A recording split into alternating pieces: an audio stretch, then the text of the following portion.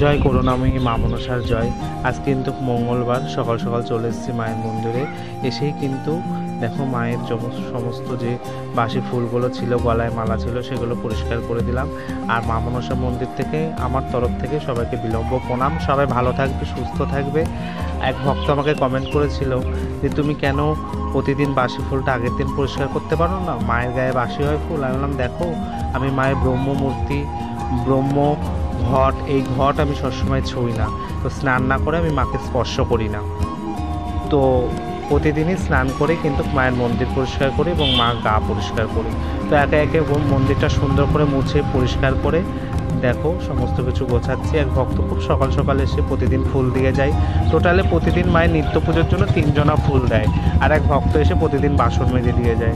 বাসনগুলো পরিষ্কার করে মাজা থাকে, তবুও আমার একটু অভ্যাস হালকা একটু জল বুলিয়ে নেওয়ার। দেখো দিন দিন মায়ের কিন্তু নাম যশ বেড়েই যাচ্ছে। তো একটা কথা আজকে তোমাদের সাথে আমি শেয়ার করতে চাই। এই যে মায়ের নাম যশ, হাজার হাজার ভক্ত মায়ের মন্দিরে আসতে, এই পথটা যতটাই সহজ মনে হচ্ছে আজকে তোমাদের থেকে, এই পথ চলাটা কিন্তু ততটা সহজ ছিল না। একটা সময় ছিল, ছোটোবেলা থেকে তোমরা জানো মাকে আমি পুজো করি, জ্ঞান হওয়ার পর থেকে। ভণ্ডামি এগুলো ছোট হয়ে করিস, এগুলো ঠিক না, বুঝিস মায়ের মহিমা কি, যখন মা এসে তোকে দেবে তখন বুঝতে পারবি। হ্যাঁ, ঠাকুর নিয়ে ছেলে খেলা করছিস, বহুত কিছু শুনতে হয়েছে।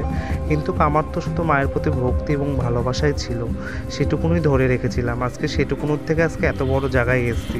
আশা করি মা যদি সঠিক থাকে আজকে আরও অনেক বড় জায়গায় নিয়ে যাবে। দেখো সবই তো মায়ের ইচ্ছা। যাই হোক, এই জায়গাগুলো যেমন আসা কঠিন ছিল, ততটাই কিন্তু রাস্তা পিছল ছিল। তো যাই হোক, আজকে অনেকটা রাস্তা পার হয়ে এসেছি, খুব ভালো একটা জায়গায় আছে। সবচেয়ে বড় কথা, মা একটা প্রতিষ্ঠিত জায়গায় আছে। আগামী দিন মায়ের বড় মন্দির হবে, আরও ভক্ত চিনবে, মায়ের নাম হবে। এইটুকুনই মায়ের কাছে চেয়েছিলাম, ব্যাস এইটুকুনও চেয়েছিলাম। তো যাই হোক, আজকে যেমন মা একটা প্রতিষ্ঠিত জায়গায় এসছে, আগামীতে হয়তো আরও যাবে, মায়ের সুন্দর একটা মন্দির হবে। তো একটা কথাই বলবো, মা আছে জগতে, মা সত্যি আছে, মা ব্রহ্মময়ী, মা কৃপাময়ী। মাকে ভালোবাসো, মা ঠিক তোমাদের মনের আশা পূর্ণ করবে। আজকে হয়তো ওই প্রতিষ্ঠিত জায়গাটায় এসেছি, তোমরা ভাবছো, কিন্তু এই পথ চলাটা খুব একটা সহজ ছিল না। যাই হোক, এই কথা একদিন বলবো আমি। তো দেখো মায়ের সমস্ত কিছু গোছানো গাছানো কমপ্লিট। এখন কিন্তু আমি চলে এসেছি মায়ের পুজো করতে। আগে থেকেই সব গোছগাছ করে নিয়েছি। তো মায়ের এখন পুজো দিচ্ছি। প্রতিদিন কিন্তু মাকে নিত্য চাল, কলা, ফল, মিষ্টি এবং দুধ কলা, এটা প্রতিদিন মাকে কিন্তু নিত্য দেওয়াই লাগে। তো তোমরা জানি না মা মনসাকে কী দিয়ে ভোগ নিবেদন করো, মাকে সবসময় চেষ্টা করবে ফুল এবং বেলপাতা দিয়ে ভোগ নিবেদন করার, কারণ মা হলো শক্তির প্রতীক। অনেক ভক্তই আমাকে কমেন্ট করছে মা মনসা কি তুলসী পাতা দিয়ে ভোগ নিবেদন করা যায়? দেখো, তুলসী দিয়ে একমাত্র গোবিন্দ এবং গুরুদেবকে তুলসী দিয়ে ভোগ নিবেদন করবেন।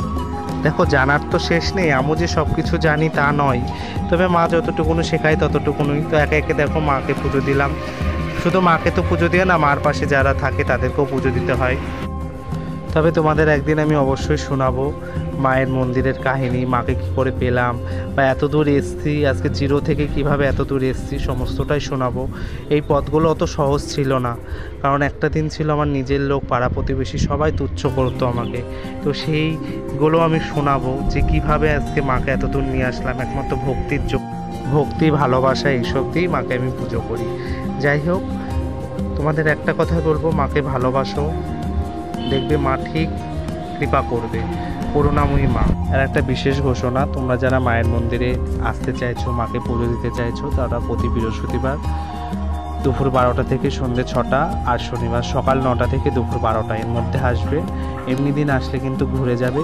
আমার খুব খারাপ লাগে দূর থেকে ভক্তরা ঘুরে গেলে।